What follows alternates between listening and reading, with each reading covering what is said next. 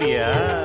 சமைத்து காட்டுவோம், இஷ்டம் போல நாங்கள் இங்கே சமைத்து வெளுத்து கட்டுவோம்.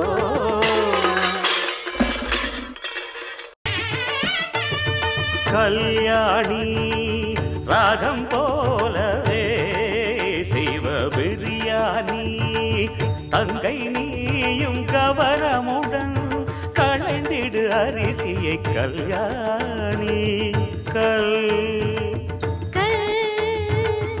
ஆணி கவனி கல்யாணி.